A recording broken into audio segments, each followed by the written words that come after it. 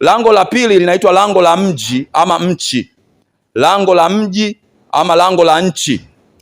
Hili lango ni lango ambalo halikushambulii kwa mapigo ya kimateso, lakini ni lango ambalo linakuletea hofu kama linakuangamiza ama kama linakuzuia. Lakini kiukweli hili lango wewe ndio utasababisha likushambulie. Bwana Yesu apewe sifa sana. Nisikilize vizuri. Lango la pili, ukishatoka lile lango ambalo la kujirudisha kwa Edeni na kusambaratisha miungu ya kwenu, madhabahu za giza ambazo zimekuzuia, lango la pili utakalokutana nalo sio lango ambalo limekuja kwa ajili hasa ya kukuangamiza, bali ni lango fulani ambalo lipo kwa ajili ya utukufu. Lakini usipoelewa kwa ajili ya utukufu, litakufanya likuingizie hofu, na ukikubali hofu iingie ndani yako, linakukwamisha. Huwezi kwenda tena kuelekea Kanaani. Biblia inasema hivi, walipofika kwenye bahari ya Shamu, watu walipoona hakuna pahala pa kwenda, walipoona nyuma Farao anawajilia, watu wakaanza kupiga kelele, wakaanza kulia, wakamwambia Musa, si bora ungetuacha kule Misri tu tukafa. Bahari haijawazuia, lakini kinachowafanya watie hofu ni kwamba wanaona kama hawana pa kwenda na Farao atawafuatilia. Bwana Yesu apewe sifa sana. Inawatisha. Lakini Mungu anamwambia Musa kwamba wewe waambie waendelee mbele. Kwa nini anaambia waendelee mbele na mbele kuna bahari? Kwa sababu Mungu anajua hilo lango linawapa hofu tu. Yaani kufungwa kwake wala sio kitu kikubwa, ila kufungwa kwake hivyo linakutia wewe hofu ili ushindwe kusonga mbele. Bwana Yesu apewe sifa sana. Bwana Yesu apewe sifa sana. Hapa unaweza usielewe vizuri. Wacha nikutolee mfano wa mtu mmoja anaitwa Daudi. Ndio utaelewa vizuri. Bwana Yesu apewe sifa sana. Daudi alitiwa mafuta na Samueli akiwa nyumbani kwao. Pale yale mafuta yalikuwa yanashughulikia kitu tu cha lango la kiukoo ili kumfanya atoke kwenye madhabahu ya kuonekana kwamba huyo ni mtu wa kuchunga wanyama wa kawaida. Atoke kwenye hilo eneo, apelekwe kwenye eneo ambalo kwamba huyo mtu ni chombo cha Bwana kwenda mbali, kwenda kwenye hatima yake. Lakini baada ya hayo mafuta hayakumfikisha kwenye kiti. Akaja kukutana na lango la pili ambalo kama hilo walokutana nalo wana wa Israeli. Lango ambalo alikutana nalo Daudi, akakutana na Goliati. Bwana Yesu apewe sifa sana. Sasa wakati wengine wote wanamuogopa Goliati kama mtu ambaye amekuja kuangamiza Daudi, kuangamiza taifa, lakini Daudi alipomwangalia Goliati hakuona kama kitu kinachomwangamiza, hakuona kama ni kitu ambacho kinamkwamisha, aliona ni kama fursa. Kwa nini nakwambia aliona kama fursa? Kwa sababu kitu cha kwanza Daudi alichouliza baada ya kumuona Goliati, atafanyiwa nini mtu atakayemwangusha huyu Goliati? Hiyo kitendo cha kuuliza atafanyiwa nini, maana yake yeye aliona fursa, hakuona upinzani. Bwana Yesu apewe sifa sana. Bwana Yesu apewe sifa sana. Maana yake hilo ni lango ambalo ukiliona linakutia hofu. Ukikutana na Goliati hivi na hivi, maana yake unaogopa kwamba hii ni vita. Lakini kiukweli Mungu hajaleta hilo lango limefungwa na adui, lakini Mungu anataka kulitumia hilo ambalo limefungwa na adui kuleta utukufu, kukutambulisha. Bwana Yesu apewe sifa sana. Maana hili lango ukiweza kupambana nalo, litakachofanya kwako ni nini? Litakutambulisha kwenye mji, litakutambulisha kwenye nchi, litakutambulisha kimataifa sawa sawa na kusudi la kimungu ambalo liko ndani yako. Bwana Yesu apewe sifa sana. Bwana Yesu apewe sifa sana. Sijui kama unamesoma baada ya kuvuka bahari ya Shamu, walipofika sehemu inaitwa Yeriko, Biblia inasema mtu mmoja anaitwa Rahabu akawapa habari wale wapelelezi, akamwambia tumesikia habari zenu jinsi Mungu alivyokausha Yordani, alivyokausha bahari ya Shamu mkapita, na mambo yote aliyowafanyia kule Misri. Maana kumbe Mungu alikuwa anataka watu mataifa wajue kwamba kuna mtu anakuja sio wa kawaida kupitia kukausha hiyo bahari. Bwana Yesu apewe sifa sana. Lakini kama hujaelewa utakuwa kama wale watu wengine ambao walikuwa wanapiga kelele. Unaona kama bahari imekuzuia. Bwana Yesu apewe sifa sana. Unaona kama hapa hakuna pahala pa kupita. Unaona kama hapa ndio umekwisha, unaangamia kabisa, bora hata ulivyokuwa kule kwenye mizimu. Bwana Yesu apewe sifa sana. Wale jamani ndivyo walivyosema, ni bora ungetuacha kule Misri tu kuliko hapa. Bwana Yesu apewe sifa sana. Bwana Yesu apewe sifa sana. Lakini kumbe Mungu amekuletea hiyo challenge mbele yako. Amekuletea hilo lango mbele yako uweze kulitumia ili mataifa waanze kuona kitu kilichokuwa ndani yako. Sikiliza sasa. Daudi, turudi kwa Daudi. Daudi alipomuua Goliati, nini kilitokea? Biblia inatuambia hivi, wanawake wa mji wakaanza kuimba. Sauli ameua 1000, lakini Daudi ameua 10,000. Kilichotokea baada ya wimbo huo ni nini? Sauli akasema, hawa wanaimbaje? Yaani Daudi amepewa nyingi kuliko mimi. Sasa kama amepewa nyingi kuliko mimi, maana yake sio namtabiria ufalme. Sijui kama unaona hiyo kitu alichokuwa anasema Sauli. Maana yake kwa kumuua Goliati, tayari Sauli alishaona watu wamemkubali Daudi kuwa mfalme. Watu washamtambua kwamba Daudi anaweza kuja kuwa mfalme. Nini kinachomtambulisha? Kwa sababu lile lango alilivuka. Bwana Yesu apewe sifa sana. Sasa Daudi angekuwa kama mimi, labda mtu muoga kakutana na Goliati, anaona ili Goliati, mimi hata mazoezi ya vita sijawahi kufanya, wacha nikimbie. Anasema kwamba Mungu, mbona umeniambia unanipeleka Kanaani? Mbona umeniacha tu hapa na kukutana na Goliati, siingii kwenye kiti cha ufalme?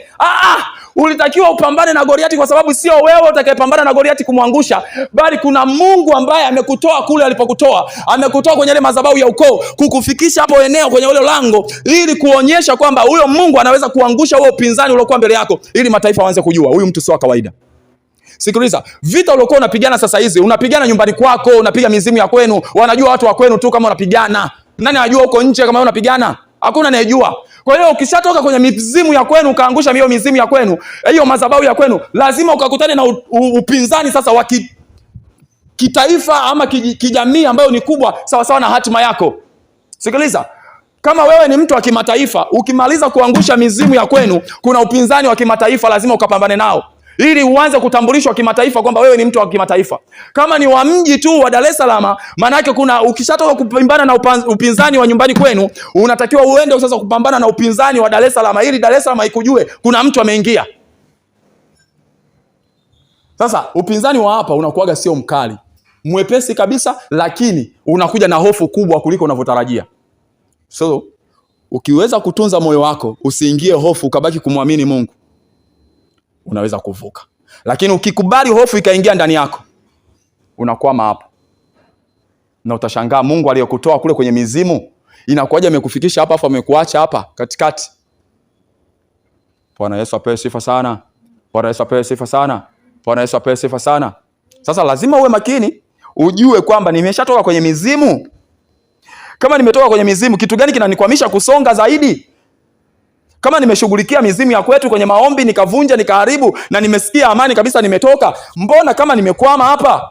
Kuna kitu ndani yako kinatia hofu, kimekupa hofu, kimekukwamisha hapo. Unaona kama vile kuna kitu kinataka kukushambulia, kama kuna kitu bado kitakukwamisha, hutaki kupiga hatua ya kiimani.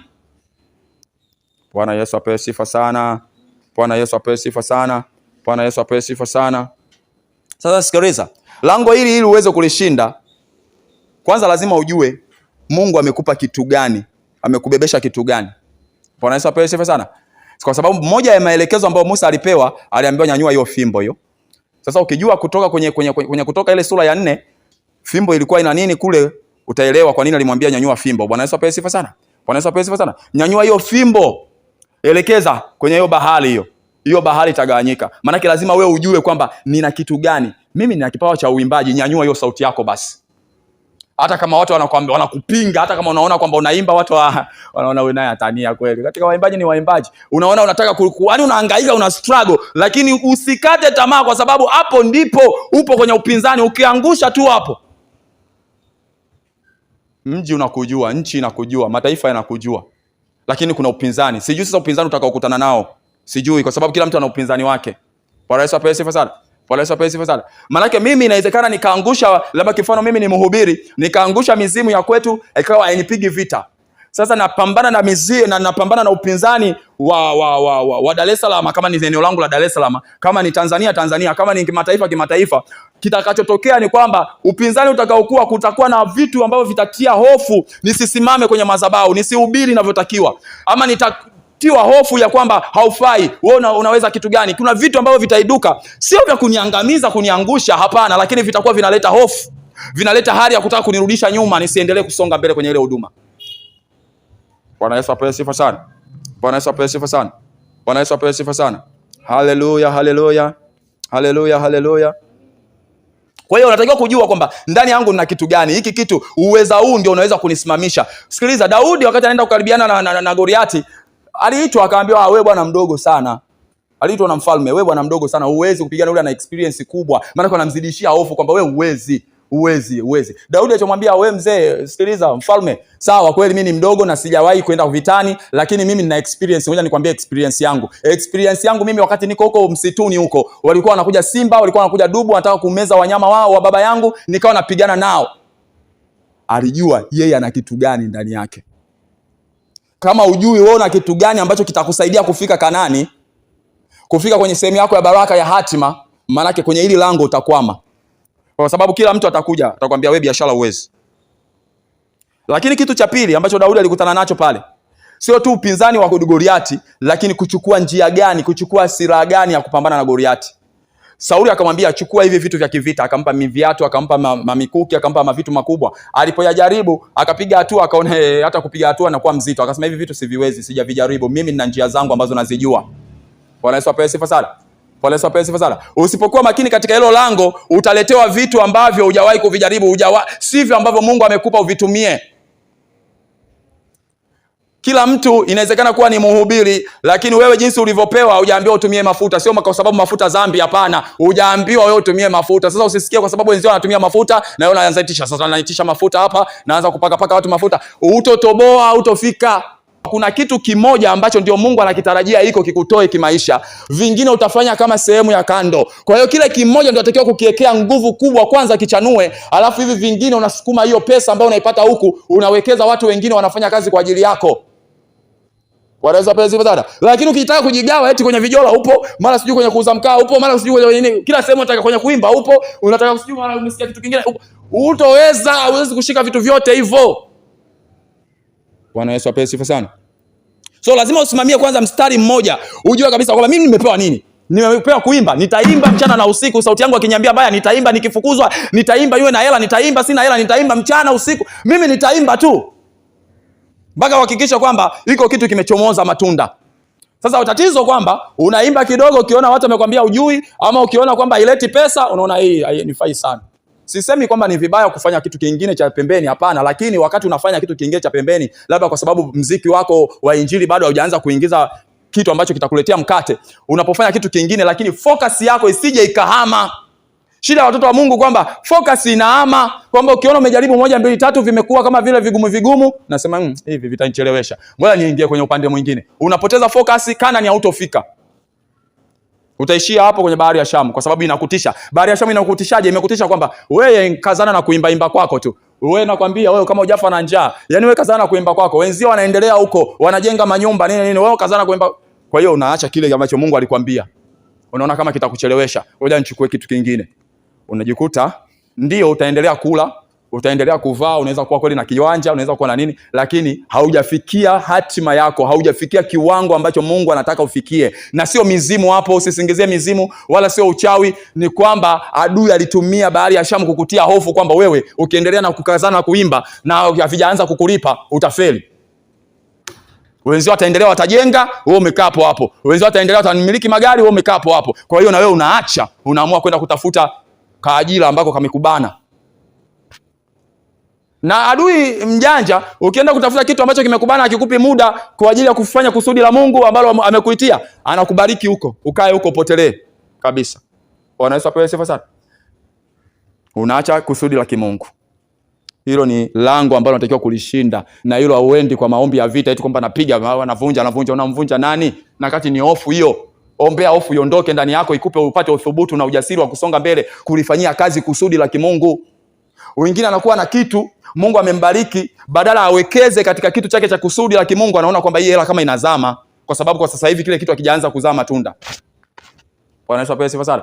Bwana Yesu apewe sifa sana. Tufanye kimfano, mimi Mungu ananiambia sasa hivi fungua kanisa, ama hapa ninapokuwepo kimfano, ili ningekuwa ndo kanisa langu, natakiwa sasa niongeze labda vifaa vya music hapa pembeni, niongeze vifaa vya music. Nikitaka kufungua vile vifaa sasa naangalia sasa hapa sadaka hapa sadaka yenyewe inavyokuaga ndogo, yani hela sasa ndo niweke tena kwenye vyombo, inanilipa nini? Si bado tu niende kule nikawekeze kwenye nini? Kwa hiyo siendelei kuwekeza katika kusudi la kimungu ambalo amenipa, naenda kuwekeza katika kitu kingine tofauti. Bora ni badala ya kuendelea kuwekeza katika kusudi la kimungu, kwa sababu hii hofu ninayoiona kwa kipindi hiki ni ya kipindi kifupi tu. Baada ya hapa kuna mahala naelekea.